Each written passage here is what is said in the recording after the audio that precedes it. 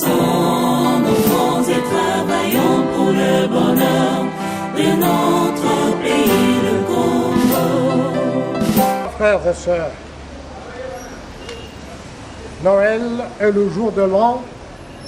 où toutes les familles à travers le monde chrétien prennent le temps d'avoir une pensée d'amour, de joie et de paix les uns pour les autres.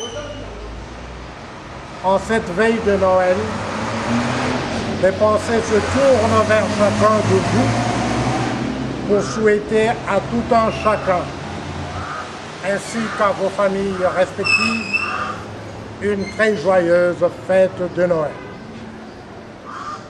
Je souhaite aussi que la nouvelle année 2017 apporte davantage de paix et de justice dans nos familles respectives et surtout dans notre pays. Car sans paix ni justice, il ne peut y avoir ni bonheur ni prospérité pour la majorité d'entre nous. Mais la paix ne signifie pas seulement l'absence de bruit des bottes, ni l'absence du crépitement des arbres. Il n'y a pas de paix lorsque nous vivons dans un pays où le chômage est la règle plutôt que d'être l'exception. Il n'y a pas de paix lorsque la précarité est généralisée et qu'elle affecte même la minorité d'entre nous qui ont un emploi. Il n'y a guère de paix lorsque le moindre service public qui est censé être gratuit ne peut être obtenu sans paiement. Parce que sans un tel paiement, le fonctionnaire qui doit nous rendre le dit service ne pourra même pas payer le transport qui doit l'amener de son logis à son poste de travail. Il n'y a pas de paix lorsqu'au lieu de comprendre la précarité de ce fonctionnaire ou de ce juge, nous le considérons plutôt comme le plus dépravé de nous tous, alors que lui-même est aussi victime d'un système d'oppression dont nous refusons de prendre clairement conscience. Mais c'est en ce moment où nous ne voyons que l'obscurité tout autour de nous, que nous chanterons en cette nuit de Noël « Gloire à Dieu au plus haut des cieux et paix sur la terre aux hommes qui l'aiment. »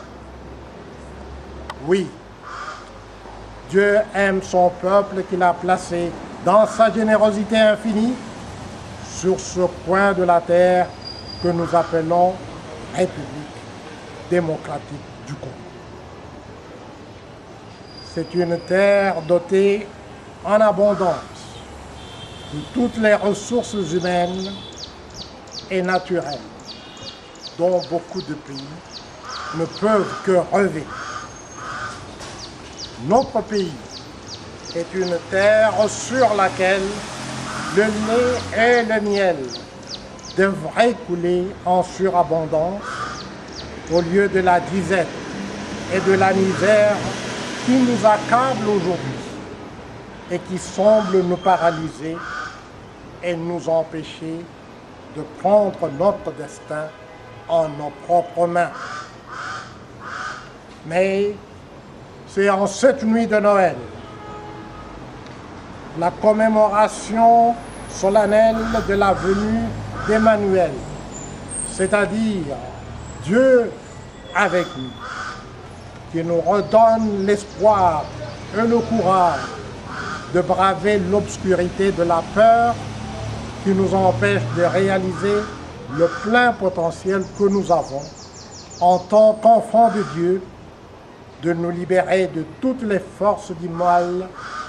qui nous empêchent de nous aimer les uns les autres comme Dieu a tant aimé et aime chaque jour davantage chacun de nous. Ce sont ces forces du mal qui nous attache aux choses de ce monde, qui sont cependant éphémères, à savoir le pouvoir et toujours davantage de pouvoir, l'argent et toujours davantage d'argent, la cupidité qui pousse à accumuler toujours davantage, l'envie et la convoitise qui entraînent davantage la jalousie et la délation. En nous aimant les uns les autres comme Dieu nous aime, chacun de nous arrivera à comprendre le vrai sens du renoncement qui, seul, est capable et susceptible de libérer l'homme et donc de libérer chacun de nous de toutes les forces du mal qui nous accablent, nous enchaînent et nous rendent malheureux, individuellement et collectivement. Parce que lorsque chacun de nous aura effectivement compris le sens du renoncement, et le bonheur infini que le renoncement apporte à l'homme, alors chacun de nous arrivera à renoncer effectivement à tout ce qui nous empêche de nous aimer véritablement les uns les autres. Alors, accéder à telle fonction ou à tel poste nous apparaîtra comme une ambition qui ne devrait plus avoir aucune espèce d'importance. Obtenir un troisième mandat ou demeurer président à vie de telle ou telle institution apparaîtra alors comme un fardeau inutile que l'on s'empressera de laisser à quelqu'un d'autre plutôt que de s'y attacher au risque de perdre son âme. C'est donc en comprenant le sens du renoncement et en nous employant quotidiennement à mettre en pratique le renoncement que nous réaliserons notre potentiel d'enfants de Dieu. C'est alors que nous deviendrons véritablement des hommes et des femmes libres,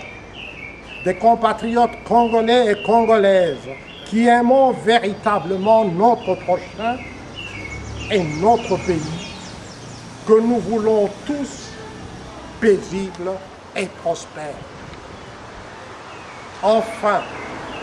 c'est alors seulement que notre esprit de discernement nous illuminera et nous donnera le courage de dénoncer la démagogie qui nous abreuve des promesses irréalistes et irréalisables, dont la fausseté n'a d'égal que l'outrecuidance du démagogue qui les profère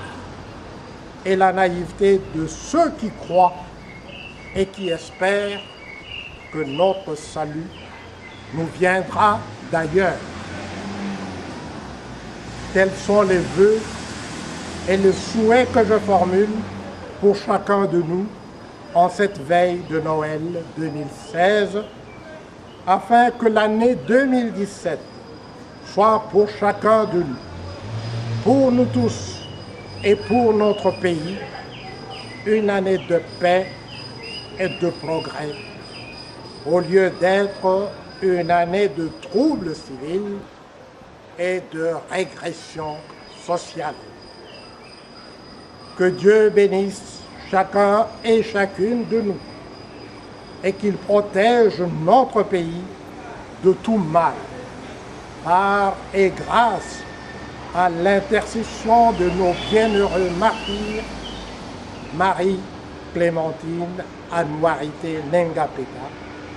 et Isidore Bakandi. Joyeux Noël et bonne année 2017 à toutes et à tous.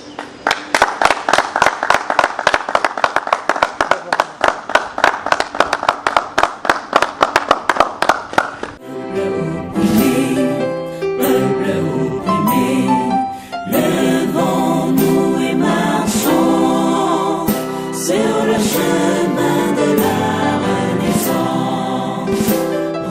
Baissons nos fronts et travaillons pour le bonheur